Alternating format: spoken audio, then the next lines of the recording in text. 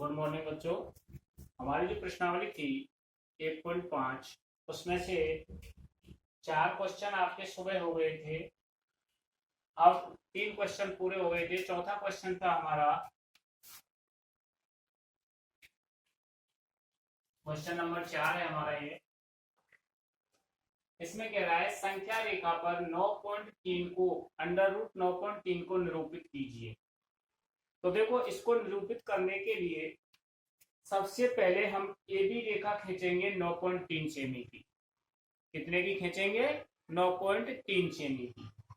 फिर A B को x तक आगे बढ़ा देंगे, क्योंकि लाइन एक बार में खींचनी है, बार बार खींचने से लाइन टेढ़ी हो जाती है। इसलिए पहले जब हम रेखा खींचें तो एक ही बार में ए एक्स रेखा खींच देना, 9.3 पे बी बिंदु अंकित कर देना, बी से 1 सेंटीमीटर आगे बढ़ा देना, 1 इकाई आगे बढ़ा देना, 1 सेंटीमीटर बढ़ा देना, तो वो बी उसी स्थान पर सी बिंदु अंकित कर देना। आगे समझ में? यानी पहले एक ही रेखा खींचनी है हमने ए एक्स, ए बी रेखा उसमें से 9.3 सेमी की होगी और बी से सी तक की दूरी 1 सेंटीमीटर होगी, यानी ए सी रेखा 10.3 सेंटीमीटर की खींचनी है।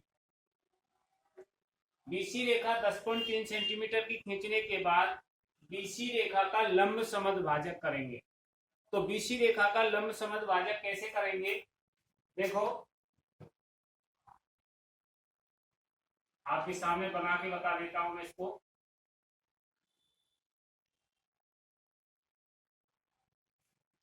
एक रेखा खींच दी हमने इस प्रकार से, ए एक्स, ए से बी तक हमने 9.3 सेंटीमीटर नाप दिया, यहाँ बी बिंदु अंकित कर दिया, और बी से सी तक 1 सेंटीमीटर नाप के यहाँ सी बिंदु अंकित कर दिया। आ गया समझ में? यानी ए एक्स रेखा खींची हमने, ए से बी तक 9.3 सेमी और बी से सी तक 1 सेंटीमीटर, यानी ए सी 10.3 सेंटीमीटर की रेखा खींची।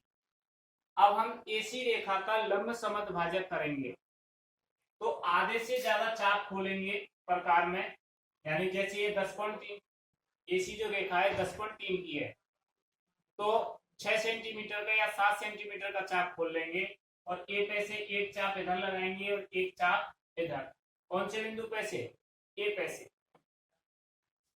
फिर उसी चाप को ना कम करेंगे ना अधिक, जो चाप हमने पहले खोला था वही चाप रहेगा, उसको सी बिंदु पर प्रकार रखेंगे, एक इधर और एक इधर। इस प्रकार से हम उसको काट देंगे और लंब समद्विभाजक रेखा खींच देंगे इस तरीके से। जिस स्थान पर ये चाप कटेगा वहां ओ बिंदु अंकित कर देंगे। कौन सा चाप? एसी की लंब समद्विभाजक रेखा जिस स्थान पर ए एक्स रेखा को काटेगी वहां पर ओ बिंदु अंकित कर देंगे। अब ओ बिंदु पे प्रकार की नोक रखेंगे और वहां से ए तक नापेंगे, इतनी सी पे बैठेगी, दोनों तरफ बराबर बैठेगी, ओ ए और ओ सी बराबर होंगी। तो देखो, ओ पे प्रकार रख के इस तरीके से हम एक अर्धवृत्त का निर्माण करेंगे।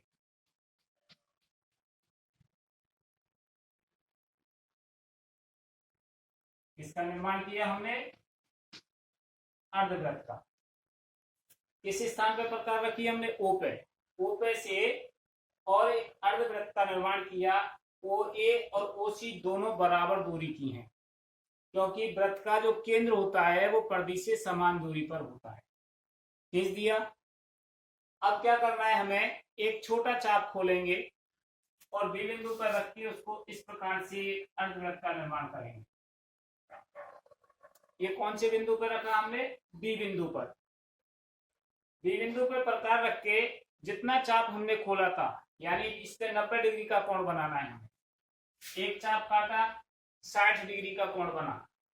दूसरा चाप काटा 120 डिग्री का, एक यहाँ कटा एक यहाँ कटा। अब उसी चाप को उठा के इस वाले बिंदु पे और इस वाले बिंदु पे, कौन कौन से पे? इस वाले बिंदु पे जो पहला चाप कटा था वहां प्रकार की नोक रखी और दूसरे चाप पे प्रकार की नोक रखी और दोनों को एक जगह काट दिया। जिस स्थान पर एक कटे उस स्थान को और बी से मिलाते हुए एक सीधी रेखा खींच दी। जो इस परिधि को जिस स्थान पर काटेगी वह हमने डी बिंदु अंकित कर दिया। आ गया समझ में? यानी यहाँ 90 डिग्री का कोण बनाया। अब यहाँ डी बिंदु प्राप्त जो हुआ उसको ओ बिंदु से मिला दिया ऐसे, और यहाँ ओ बिंदु पे प्रकार की नोक रखी और डी बिंदु तक का चाप भर लिया इस तरीके से। यहाँ पे ओ बिंदु पे से, और इस स्थान का चाप भरने के बाद और हमने यहां से एक चाप इस प्रकार से लगाया। कौन सा चाप भरा हमने? इसका, यानी बीडी के चाप की लंबाई ली हमने, ओडी के की नहीं ली। ओडी का चाप तो हमारे पास ऑलरेडी पहले लगा हुआ था। अब हमने इसकी दूरी भरी, हमने यहां से यूं बी और डी की दूरी भरी, बीडी का चाप लेकर और हमने एक अर्धवृत्त का निर्माण फिर कर दिया। एक चाप लगाया और वो चाप इस एक्स रेखा को ई बिंदु पर प्रक्षेप करती है। तो जो ये ई बिंदु प्राप्त हुआ यह 9.3 रेखा को प्रदर्शित करता है। आ गया समझ में? रचना कैसे लिखेंगे इसकी? रचना के पद ए बी रेखाखंड 9.3 सेमी का खींचिए। ए बी को 1 सेमी यानी 1 इकाई सी तक आगे बढ़ाया। ए बी को 1 इकाई सी तक हमने आगे बढ़ा दिया। ए बी का लंब समद्भाजक किया और ओ बिंदु प्राप्त किया। अब ओ को केंद्र मानकर एक अर्धवृत्त का निर्माण किया जो ए और सी को एसी का चाप लेकर अर्धवृत्त निर्माण कर दिया। उसके बाद बिंदु बी पर लंब खींचिए, यानी बी पर हमने 90 डिग्री के कोण की रचना की। कितने डिग्री की? 90 डिग्री की। फिर हमने बीडी चाप लेकर एक अर्ध चाप लगाया जो ए एक्स रेखा को ई पर काटता है। वो जो ई बिंदु है उस स्थान पर 9.3 हमारा निरूपित होता है। इस प्रकार बिंदु ई 9.3 को निरूपित करता है तथा बीई बराबर 9.3 √9.3 हमें प्राप्त होता है। ये तो हो गई हमारी रचना। अब इसकी गणना कैसे करनी है हमें? इसको मिटा दूं मैं। देखो ये हमें कैसे प्राप्त करना है।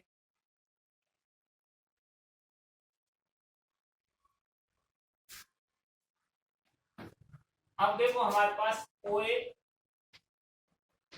बराबर है OC के और बराबर है OD के, यानी OA जितनी है उतनी OC है और उतनी हमारे पास OD है। और ये कितने की थी हमारे पास? देखो AB जो रेखा थी 9.3 की थी और BC जो हमने खींची 1 सेमी की, तो +1/2, तो ये हो गई आपकी 10.3/2। कौन सी हुई? ये OA बराबर OD बराबर OC, ये तीनों बराबर हो गए। अब हमें निकालनी है BD की लंबाई। किसकी लंबाई निकालनी है? BD की। उससे पहले हमें OB की लंबाई निकालनी है। तो देखो OB बराबर ये कौन सी थी हमारी? 9.3। अब ये समस्या आ रही होगी आप सब, 9.3 कहां से आ गया? यानी AB की लंबाई का आधा, AB minus OC minus BC बटे 2। अब ये समझ रहे होंगे क्या दिक्कत आ गई हमारे सामने। देखो AB रेखा थी हमारी यहां से यहां तक और हमें निकालनी है OB, तो इसका हिस्सा तो निकाल रहे हैं हम। तो ये हो गई हमारी OC। OC कितने की थी हमारे पास? 10.3/2। तो देखो OB बराबर 9.3, AB हमारी 9.3 की थी, यानी OA और OC बराबर थी, माइनस OC कितने की थी हमारे पास?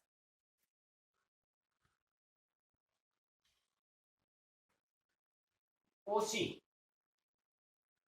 9.3 + 1/2, 9.3 + 1/2, तो ये कितने की हो गई? इसका हमने ले लिया लघुत्तम, तो 18.6 माइनस 10.3। अब 18.6 में से 10.3 जब हमारे पास चले गए तो कितने बचे? देखो 6 में से 3 गया तो 3, और 8 में से 0 गई तो 8, और 1 में से गया तो कुछ नहीं बचा। तो ये आ गई हमारे पास ओ बी 8.3/2। अब हमें ये रेखा कैसे प्राप्त हुई? तो त्रिभुज ओबीडी में पाइथागोरस प्रमेय लगाने पर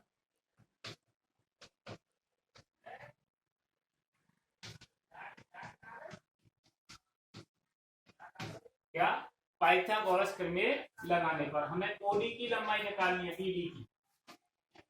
देखो बीडी का स्क्वायर बराबर, पाइथागोरस प्रमेय क्या होती है? लंब का स्क्वायर बराबर कर्ण का स्क्वायर माइनस आधार का स्क्वायर।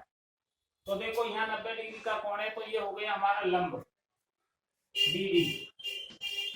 बीडी का स्क्वायर बराबर ओडी हो गया हमारा कर्ण,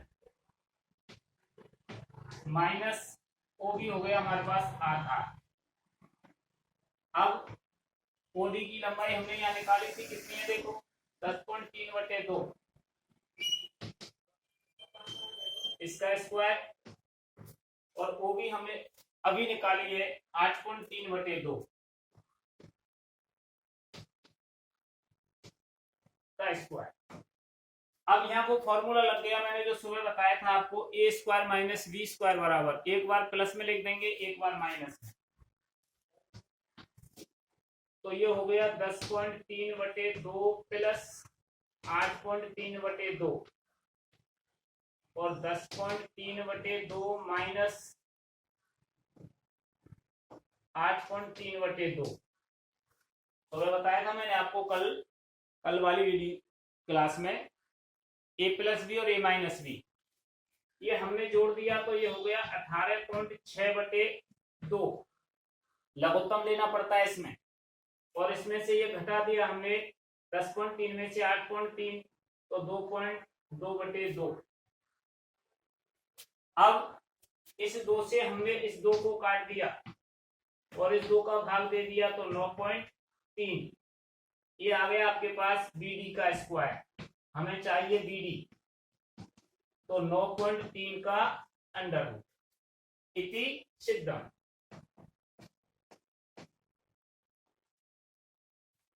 अब यहाँ आपके सामने एक समस्या आ रही होगी, सर ने ये नीचे 2 और 2 के नहीं जोड़े, ऊपर के तो जोड़ दिए। देखो इसको कैसे जोड़ा हमने, क्योंकि जगह की थोड़ी सी, देखो इसका लघुत्तम आ गया 2, तो 10.3 प्लस 8.3 और 10.3 माइनस 8.3, 2 लघुत्तम आया था हमारे पास, तो ये दोनों जुड़ गए 18.6/2, और ये माइनस का होने की वजह से घट गया। ये वाली संख्या मैंने बीच में से हटा दी आपको। आ गया समझ में? इस जगह पे ये 18.6 कैसे आया? इसका लघुत्तम आ गया 2, तो ये 10.3 और ये 8.3, इधर 10.3 माइनस 8.3, तो ये हो गया 18.6/2 और 2/2। इस 2 से 2 कट गया एक बार, इस 2 का हमने भाग दे दिया इसमें, तो ये गया हमारे पास 9.3 बार, और 9.3 बीडी का स्क्वायर था, हमें बीडी की लंबाई चाहिए, तो बीडी बराबर आ गया 9.3 अंडर रूट। अब इसमें कोई प्रॉब्लम परेशानी आपको? देखो आपको घबराना नहीं है, सवाल कोई कठिन नहीं है, आसानी से हो जाएंगे। उतारो 1 मिनट इसको।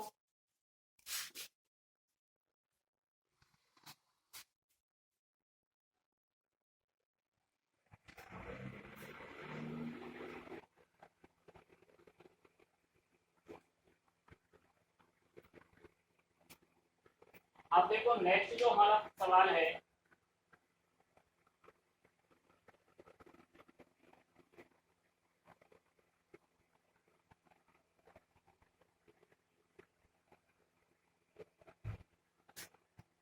वो है क्वेश्चन नंबर 5। इसमें निम्नलिखित हरों का फर्गीकरण करना है।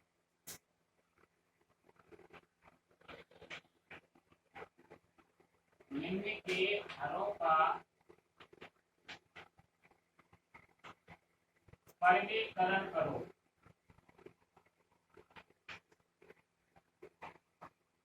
परिमेयकरण का मतलब क्या होता है, नीचे की संख्या का दोनों तरफ गुणा कर दें। अगर नीचे माइनस किए तो ऊपर प्लस का गुणा कर देंगे, प्लस किए तो माइनस का गुणा कर देंगे। जैसे पहला सवाल है आपका 1/√7, यानी इसका परिमेयकरण करना है हमें।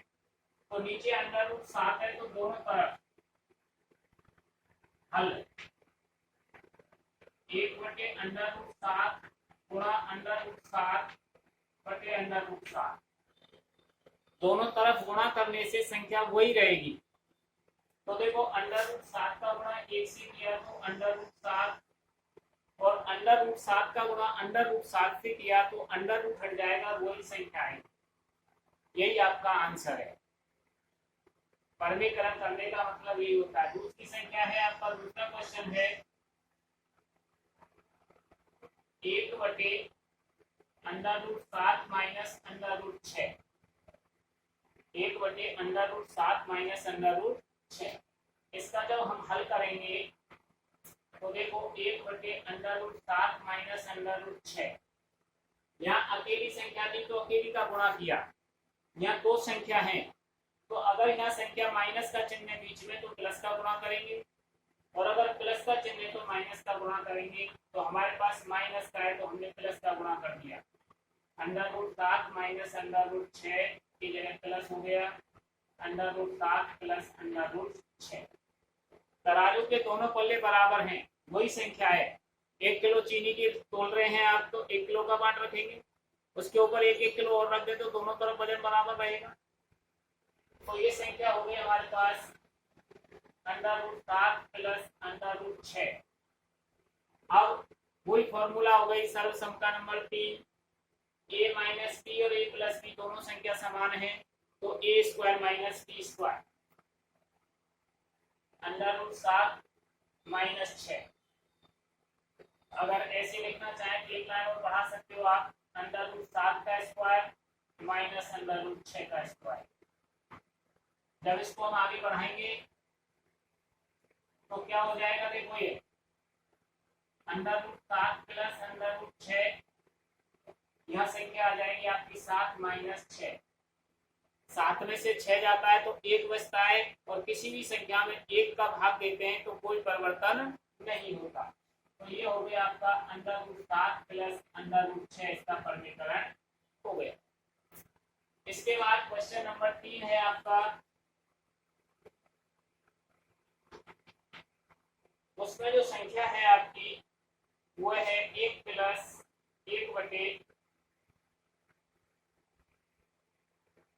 इसको हटा देते हैं यहाँ से, इधर कर लो।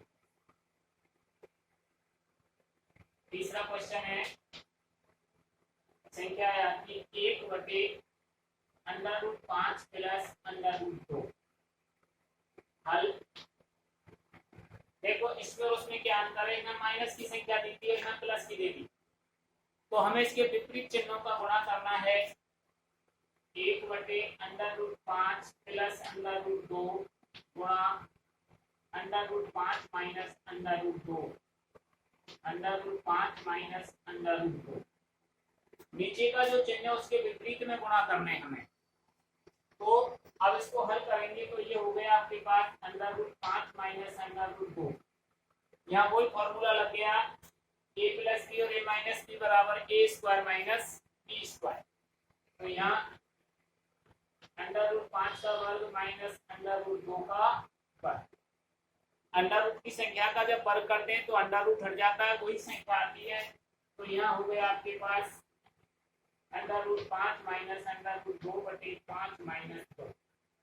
√5 का वर्ग 5 आ गया, √2 का वर्ग 2 आ गया, तो बच गई आपके पास √5 माइनस √2/3। कोई परेशानी इसमें अब आपको? अब एक लास्ट क्वेश्चन और बचा है आपका,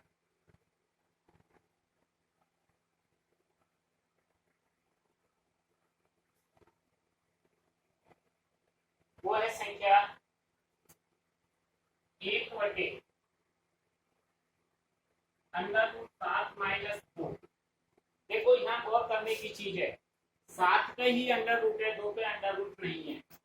ये क्वेश्चन नंबर 4 है आपका। हल करने के लिए हमने क्या किया, 1/√7 माइनस 2, तो यहाँ √7 प्लस 2, √7 प्लस 2 सेम संख्या लेनी है हमें। यहाँ माइनस की थी तो हमने प्लस की ले ली। जब आगे हल किया तो ऊपर तो आ गया √7 प्लस 2। क्यों आया, एक का गुणा जब इससे करते हैं तो यही संख्या आ जाती है, और यहाँ 7 का स्क्वायर, √7 का स्क्वायर माइनस 2 का स्क्वायर। ऊपर की संख्या वही है √7 प्लस 2 या 7 माइनस 4। क्योंकि ये अंडर रूट की थी तो अंडर रूट हट गया, वही संख्या आ गई, और ये पूर्णांक था तो 2 का वर्ग 4 आ गया। तो संख्या हो गई हमारे पास √7 प्लस 2/3। अब किसी को कोई डाउट है या कोई परेशानी है? क्लास को पूर्ण रूप से देखना है आपको। अब कोई परेशानी? अब इससे नेक्स्ट जो प्रश्नावली है उसको हम अगले अंक में, अगले भाग में, अगली क्लास में कल आपको बताएंगे।